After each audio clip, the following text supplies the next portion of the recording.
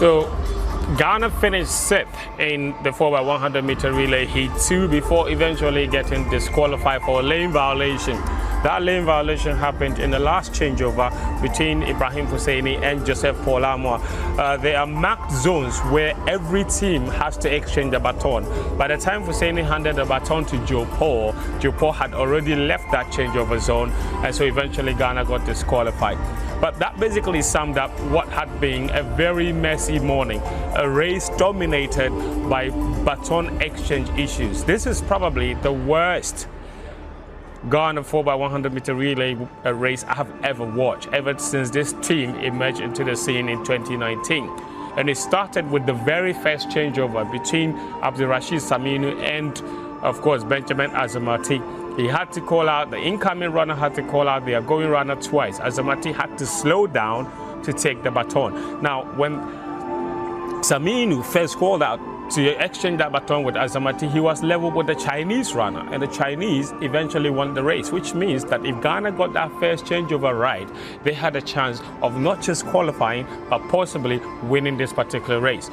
The exchange between Azamati on the back straight and Husseini on the bend was smooth. That was probably the only changeover they got right. But then, when Husseini took the baton as well, coming to Joseph Paul Amoah, Amoah took off. Husseini couldn't reach him in time, and then they exchanged the baton outside of the zone. Even the exchange itself wasn't smooth, then they did it outside of the zone, which led them to eventually being disqualified. After the race, I spoke to the boys who attributed what happened to the atmosphere. Joe Paul suggested that the roaring atmosphere in the stadium. Now, France were also running in the same heat, so the atmosphere was charged. It was vociferous. He suggested that the noise might have affected audibility, because when a runner wants to exchange the baton, when they get close to the runner, they shout hand, and then you bring out your hand and take it. But then he also spoke about inexperience a little bit.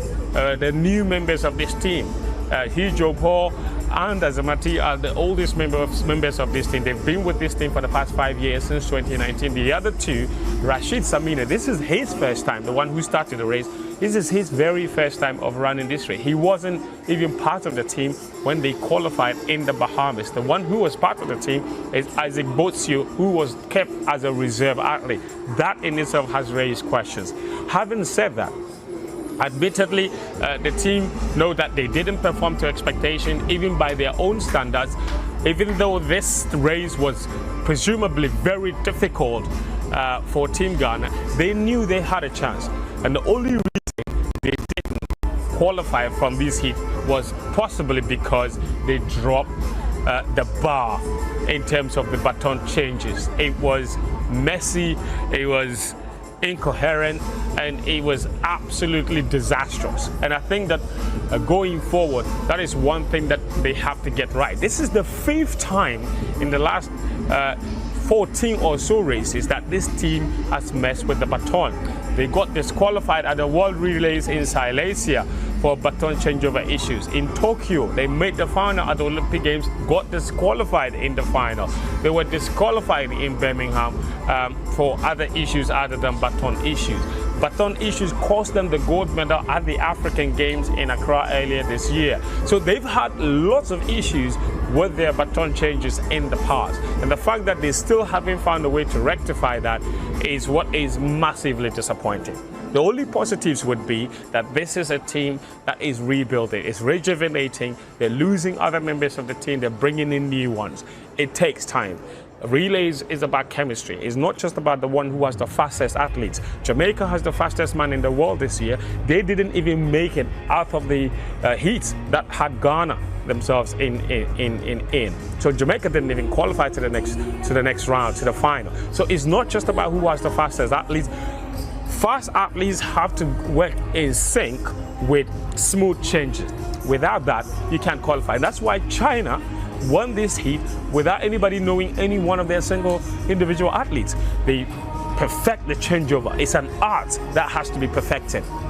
Same for Japan. You don't know their runners, but they keep getting into relay finals every single time. And that's the issue. That is what has to be addressed for Team Ghana moving forward.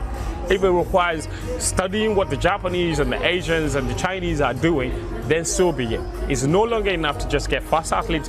It's very important to master the art of the baton changeover. So far, that has let us down on so many occasions, and it has become the nemesis yet again tonight. And Team Ghana will not be in that final, subsequently bringing the curtain close on their Olympics campaign. Not what they would have anticipated that the Olympic journey would end, but it is what it is. And now they can turn attention to next year's World Championships in Tokyo.